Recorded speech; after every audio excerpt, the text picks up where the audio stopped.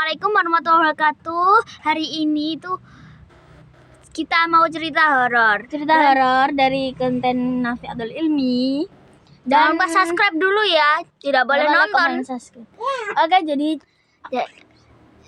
Jadi ceritanya ini seram ya. Ya nggak panjang-panjang dikit lah, lumayan panjang lah. Nah, ini ada cerita horor kurir bawa makanan pulang jam 2 pagi. Motor tiba-tiba berat saat lihat spion. Sejak bekerja sebagai pengantar makanan 2 tahun lalu, pria Malaysia bernama Hasnan selalu pulang larut malam ke rumahnya. Karena akan berakhiri masa lajangnya dalam 3 bulan, Hasnan semakin sering pulang terlambat demi menutup kekurangan uang mahar. Jadi ini ceritanya namanya tuh Hasan.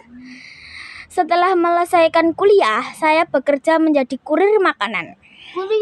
Dia tuh menjadi kurir makanan pas selesai kuliah. Saat itu memang boros, uang habis buat make up motor hingga tak sempat nabung. Terus mati. Bulan lalu pacar mengajak untuk bertunangan dan menikah. Katanya sudah 3 tahun pacaran dan tidak mau hubungan begitu terus. Dia ancam atau tidak serius mau cari pria lain. Saya langsung panik dan terpaksa kerja keras buat cari biaya pernikahan. Cerita Hasan. Berasal Jenjarom, Selangor, ini mengakui kerja jadi kurir makanan memang melelahkan. Dia hanya punya hari Minggu untuk istirahat. Jadi dia punya hari Minggu untuk istirahat. Terus Hasan mati. Istirahat dulu dan jangan lupa subscribe ya guys. Oke, lanjut. Oke.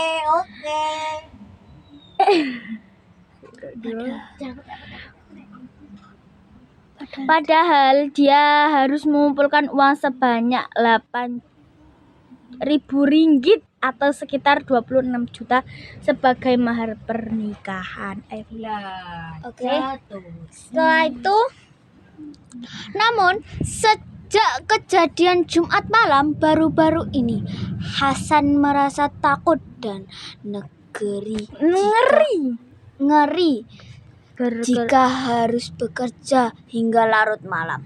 Pasalnya saat padang pulang dari pengantaran makanan, Hasan mengaku diganggu oleh makhluk halus berbentuk pocong. Nah ya guys, Berarti dia itu diganggunya berbentuk pocong gitu. ya.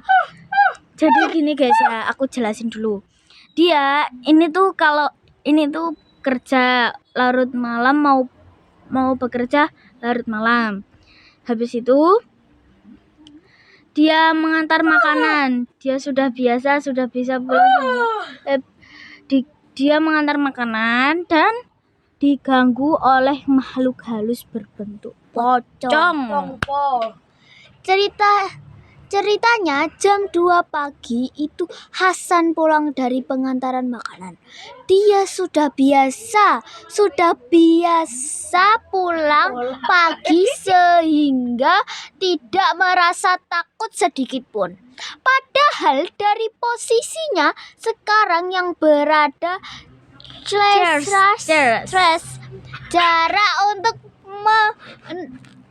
jarak untuk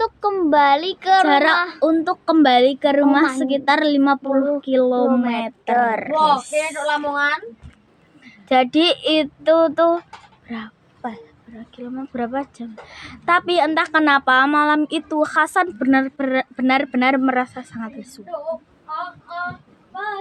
Dia tidak berhenti bekerja sejak pagi. Istirahat cuma sebentar dan hanya makan sebungkus roti. Setelah itu lanjut antar makanan untuk mencari uang. Saat itu yang ada di kepala Hasnan hanya ingin pulang dan tidur. Namun begitu melintas area gelap tanpa lampu jalan, tiba-tiba motor terasa berat dan mesin seperti mau mati. Dan Kok bisa begitu? nah, pastinya tadi yang ada penampakan pocong tadi loh, yang menggoncengkan pocong itu tadi. Mengapa motor ini tiba-tiba bikin hal tadi baik-baik saja? Apakah kehabisan oli atau ban kempes? Hanan bertanya diri sendiri tanpa mencurigai hal lain. Saat asyik mengomel pada dirinya sendiri, tiba-tiba matanya tertuju pada kaca spion padas, dan saat itu darahnya langsung bersiap. Tanpa di kaca spion, sosok seram hantu pocong duduk di belakang Hasan. Begitu dekat jaraknya dengan pocong itu, Hasan bisa melihat wajah makhluk itu hitam besar. Serem ya. Ya, itu mestinya tuh.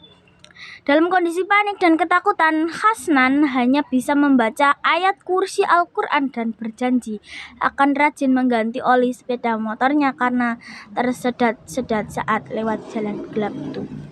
Ketika saya melihat pocong itu, saya gemetar ketakutan. Rasanya semua darah naik di dekat kepala. Jantung berdegup kencang seperti akan meledak.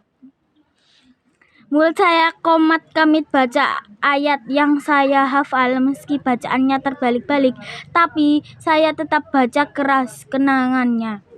Namun usaha tidak berhasil. Hasan pun akhirnya berteriak sekencang-kencangnya kepada hantu pocong untuk turun dari motor dan tidak mengganggu lagi.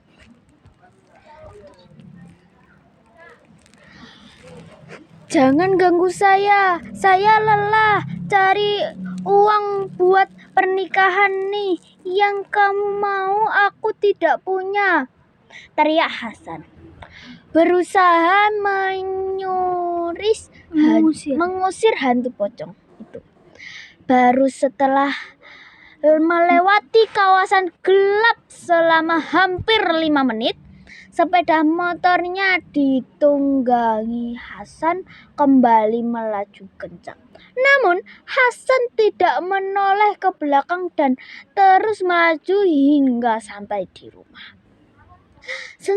Sesampainya di rumah, Hasan berusaha menenangkan diri. Jadi pas sampai di rumah itu langsung menenangkan diri. Dia mengumpulkan kekuatan setelah melalui pengalaman yang begitu mengerikan. Setelah itu keinginannya itu bekerja hingga larut malam. Jika tidak lagi berlanjut, Hasan kemudian baru teringat cerita-cerita malam mengenai area gelap tersebut. Konon di daerah itu pernah terjadi kecelakaan maut. Saya dengar cerita tentang orang yang mengalami kecelakaan dan meninggal di dekat situ, tapi cerita itu sudah lama. Katanya jari terunjuk kiri korban putus dan anggota keluarga tidak dapat menemukannya. Akhirnya korban dimakamkan dalam kondisi jenazah tidak sempurna. Mungkin gangguan pocong di daerah itu ada hubungannya dengan kecelakaan itu, katanya guys. Jadi ini masih katanya, dan itu ada kejadiannya. Oke, sampai di sini dulu. Jadi ceritanya itu tentang Hasan bekerja sebagai kurir makanan dan dia itu rumahnya namanya tuh berapa kilometer? 50 kilometer. Nah, dia sampai jalan yang gelap banget, dia ditumpai dengan pocong. Oke, di situ aja. Terima kasih. Kelanjutannya besok. Terima kasih. Jangan lupa like, comment, and subscribe YouTube Nafi Atul Ilmi. Bye bye.